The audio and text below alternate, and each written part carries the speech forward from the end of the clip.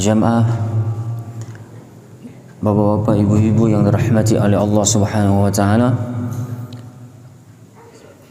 Kembali Allah pertemukan kita di dalam kegiatan yang sangat mulia ini, di mana kita setelah melaksanakan sholat subuh berjamaah, sama-sama kemudian kita meluangkan waktu, menyempatkan waktu untuk duduk sejenak bermajelis ilmu.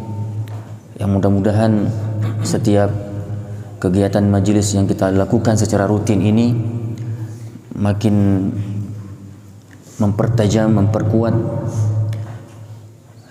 iman yang kita miliki, dan juga dengan dorongan iman itu nanti membuat kita menjadi hamba-hamba yang bertakwa kepada Allah Subhanahu wa taala, dan juga kita memohon kepada Allah iman dan takwa ini bisa kita pertahankan, diberikan kemampuan oleh Allah untuk kita dapat mempertahankannya sampai kita kembali kepada Allah Subhanahu wa taala. Jamaah yang dirahmati Allah, dalam sebuah hadis yang diriwayatkan oleh Abu Hurairah radhiyallahu anhu, di mana ia berkata bahwa Rasulullah SAW bersabda, Allah Subhanahu wa taala berfirman. Berarti hadis ini adalah hadis qudsi ataupun hadis rabbani.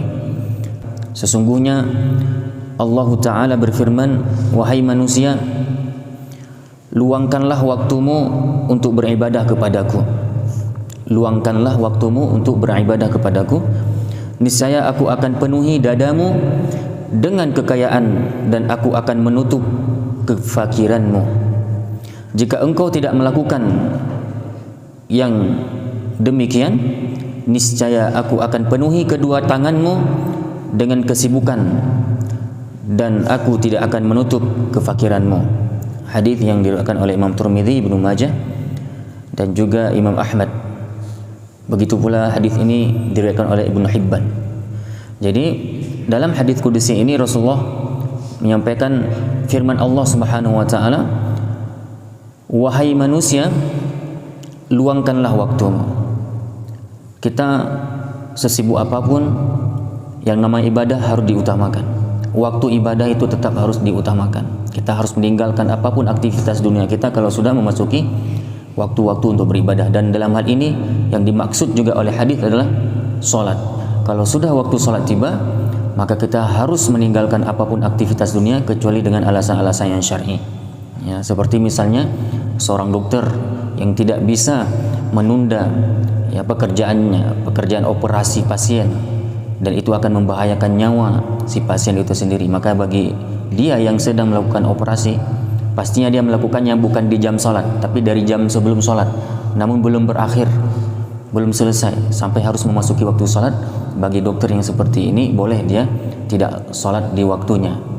Ya, kemudian juga pemadam kebakaran misalnya yang sedang memadamkan kebakaran, dia tidak boleh menunda pemadaman kebakaran tersebut, api tersebut, kalau tidak akan ya memusnahkan seluruh rumah warga misalnya. Si perawat pasien yang dia tidak bisa meninggalkan pasien di waktu itu karena akan membahayakan pasien, dalam kondisi pasien mungkin dalam keadaan yang kritis ya. Jadi musafir juga boleh-boleh saja ya, kalau dia memiliki alasan yang syar'i untuk tidak sholat di waktu yang tepat misalnya. Bahkan dia bisa menunda dalam artian mentakhirkan sholatnya, menjamak takhirkan misalnya. Nah, jadi kalau tidak ada alasan syar'i, maka tidaklah boleh kita menunda-nunda waktu ibadah. Termasuk dalam hal ini para ulama mengatakan orang yang kedatangan tamu, tapi tamunya adalah tamu jauh yang sedang kelelahan dengan safarnya, dia butuh untuk dimuliakan, diberikan minum dan makanan, karena dalam keadaan dia masih capek-capek sangat, mungkin dia mabuk mobil, kita harus memberikan pelayanan terlebih dahulu ya, dan ini sampai harus menunda waktu salat sejenak demi memuliakan tamu yang dalam keadaan butuh untuk dilayani, itu juga dibolehkan ya, untuk tidak kita salat di waktunya. Nah, selain dari itu, maka tidaklah boleh kita menunda-nunda, saudaraku.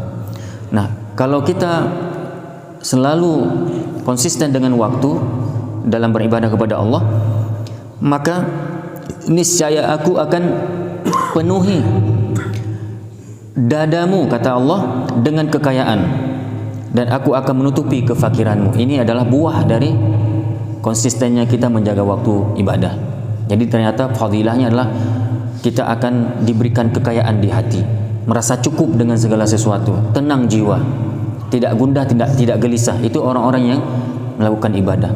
Sedangkan orang yang menunda-nunda biasanya hatinya adalah gelisah, tidak tenang bawaannya. Kemudian Allah juga akan menutupi kefakiran bagi orang yang selalu menjaga waktu ibadah. Dia tidak takut dengan kefakiran. Ya, dia tidak pernah takut dengan kefakiran. Kenapa? Ketika dia mau meninggalkan sesuatu karena Allah, Allah pasti akan tampil kemudian untuk memberikan apa yang ia mau, karena Allah lah yang maha memberi. Jadi inilah konsep semestinya harus dimiliki oleh kita orang beriman. Tinggalkan sesuatu karena Allah, bukan malah ninggalin Allah karena sesuatu. Nah, ini yang hari ini malah banyak yang dilakukan oleh kaum muslimin. Allah itu adalah alternatif, Allah itu adalah nomor sekian, dunia adalah menjadi hal yang lebih diutamakan. Dan orang yang seperti ini, apa yang dikatakan oleh Allah dalam firman-Nya dalam hadis kudusi ini, jika engkau tidak melakukan demikian, maksudnya jika dia meninggalkan Allah untuk sesuatu, maka aku akan penuhi kedua tangannya dengan kesibukan. Dia hidupnya diberikan rasa capek dengan pekerjaan dia sendiri. Profesi yang ia geluti, malah profesi itu membuat dia malah penyiksa bagi dia. Kesibukan itu akan membuat dia malah tersiksa. Dan Allah biarkan dia dengan apa yang dia lakukan. Gak habis-habisnya, ya. Capek yang ada tidak membuahkan hasil apa-apa. Dan tidak hanya sekedar Allah berikan dia sibuk dengan dunia itu, aku tidak akan menutupi kefakirannya. Aku tidak akan menutupi kefakiranmu, kata Allah. Tidak ditutupi kefakiran, makin terhantui dengan kefakiran. Walaupun terkadang ia banyak uang, namun tetap takut dan takut. Ya, ini adalah yang disampaikan oleh Allah Subhanahu wa taala dalam hadis kudusi. Maka saudaraku rahmati Allah, bagi orang cerdas, dia tidak pernah menjadikan dunia ini sebagai tujuan. Toh karena kita sedang berada di sini.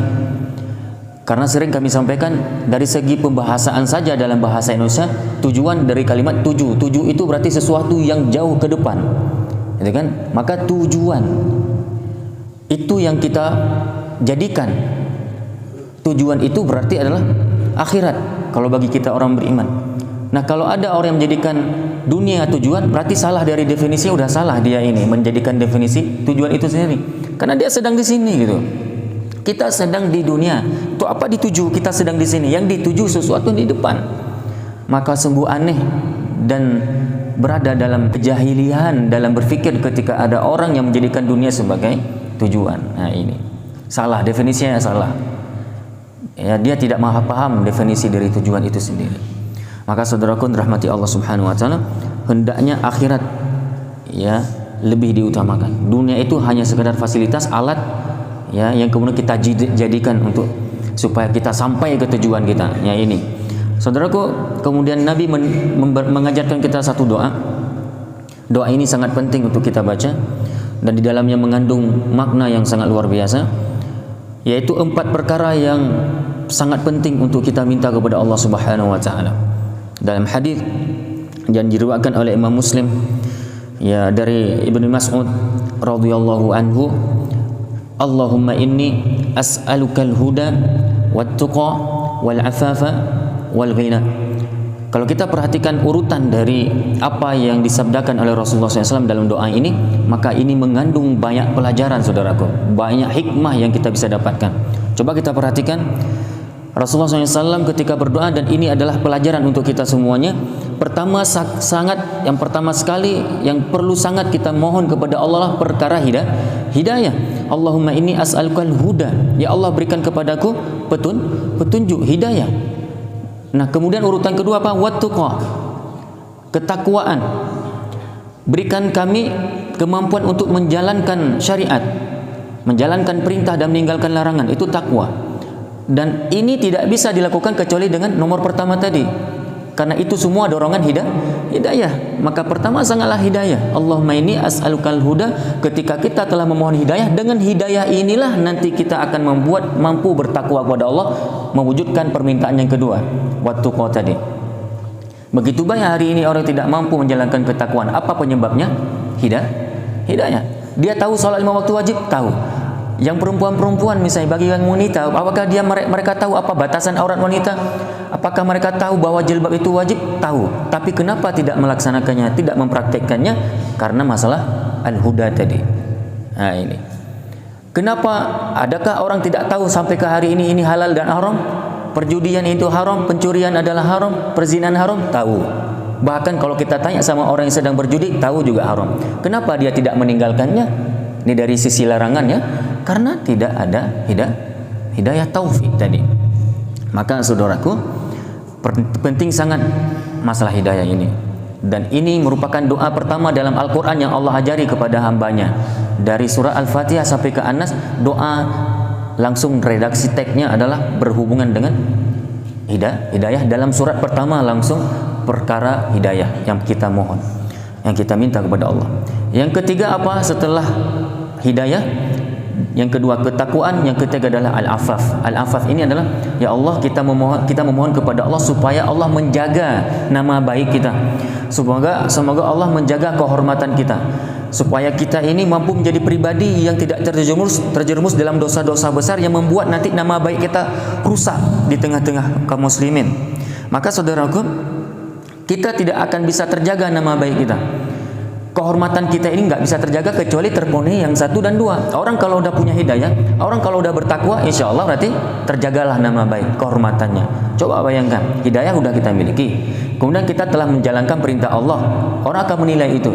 Kemudian kita terjauhi dari larangan-larangan Allah, maka apa yang terjadi? Terjadilah al-afaf pada diri kita. Kita tidak akan tercela di mata orang. Pasti akan yang ada adalah pandangan-pandangan positif terhadap kita. Kehormatan kita terjaga. Dikenal kita orang yang taat, dikenal kita adalah orang yang tidak mau melakukan maksiat. Nah, sehingga dengan sendirinya di mata Allah pastinya dan juga di mata manusia kita adalah orang yang terjaga selalu kehormatan dan nama baik. Namun coba hidayah nggak punya, dia nggak mau peduli dengan petunjuk Allah, kemudian tidak menjalankan perintah dan malah yang dia lakukan larangan-larangan, orang ini dengan sendirinya akan tercela, dia akan dipandang buruk oleh orang-orang, tidak ada al-afaf pada dirinya. Nah, kemudian yang ketiga, yang keempat adalah wal ghina. Kita memohon kepada Allah adalah rasa cukup, berkecukupan dalam segala urusan dunia. Ya, kalaupun Allah berikan kita lebih, yang lebih itu kita kembalikan lagi kepada yang berhak. Kita berinfak dengannya sehingga kita selalu merasa cukup. Nah, saudaraku, wal ghina di sini yang kita minta adalah kekayaan ataupun rasa cukup sebenarnya, jiwa yang selalu merasa puas terhadap pemberian Allah. Nah, wal ghina di sini juga dalam urusan duniawi penting. Kenapa? Begitu banyak orang yang dia tidak mendapatkan kecukupan dalam urusan dunia sehingga dia tidak menjaga al-afaf tadi. Sehingga dia tidak menjaga kehormatannya, mencuri punya orang. Ya, dia akan menghalalkan sesuatu yang haram, mengharamkan sesuatu yang halal. Kemudian dia akan mengambil hak-hak kaum muslimin, hak fakir miskin, hak anak yatim, sehingga apa yang terjadi? Dia tidak memiliki afaf tadi, sehingga tidak terjaga kehormatannya. Banyak sangat orang yang seperti ini. Ternyata al-ghina juga sesuatu yang perlu diminta kepada Allah supaya kita merasa cukup dan akan menjadi tenang nanti dalam urusan takwa. Betul. Begitu banyak hari ini orang yang tidak merasa berkecukupan, dia selalu merasa kurang, ya, fakir hatinya, ya, sehingga apa terjadi? Takwanya nggak ada, rusak ibadahnya, nggak konsentrasi dalam ibadah gara-gara urusan dunia. Penting nggak berarti dunia yang kita minta? Penting, karena kecukupan ini akan membuat nanti yang satu, yang dua, yang tiga terlaksana. Ya, ini kita dengan punya al-ghina kita mudah mencari hidayah. Kalau kita punya berkecukupan harta, yang berkemampuan, kita juga akan tidak terganggu dalam urusan takwa dan kita selalu terjaga al-afaf. Tapi kalau tidak punya al-ghina juga ini berbahaya. Maka boleh nggak kita minta? Boleh. Bahkan redaksi Rabbana atina fid dunya hasanah, kebaikan di dunia juga kita minta, bukan akhirat saja. Maka Islam itu dunia akhirat. Ya, Rabbana atina fid dunya hasanah wa fil akhirati hasanatan wa qina adzabannar. Saudaraku yang dirahmati Allah Subhanahu wa taala, ini 4, ya, Allahumma inni as'alukal huda wa tuqa wal afafa wal ghina. Jadi 2 urusan akhirat, 2 urusan dunia. Ini juga jabaran dari Rabbana atina fid dunya hasanah wa fil akhirati hasanah wa qina adzabannar. Apa itu? Allahumma inni as'alukal huda wa tuqa. 2 ini adalah untuk urusan akhirat. Wal afaf wal ghina urusan dunia. Paham enggak? Jadi kalau kita ingin baik akhirat, hidayah kita harus miliki dan ketakwaan. Kalau kita ingin baik di dunia, jaga nama baik kita. Jangan melakukan dosa-dosa. Al-afaf dan merasa cukup dengan urusan dunia. Insyaallah selamatlah dunia akhirat kita. Paham enggak dalam memahami hadis ini atau doa ini?